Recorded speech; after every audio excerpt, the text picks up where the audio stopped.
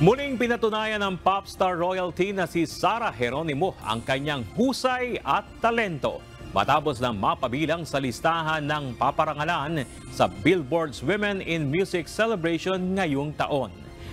Paparangalan si Sarah Geronimo bilang Global Force Awardee, isang popstar royalty sa 12 mga kababaihan sa music industry na kasama ring bibigyang parangal. Kabilang na si Karol G, Kylie Minogue, Victoria Monet, ang K-pop group na New Jeans at iba pang artist. Gaganapin ang awarding sa Los Angeles, California sa darating na March 6. Mapapanood rin ito sa website ng Billboard isang araw matapos ang awarding ceremony.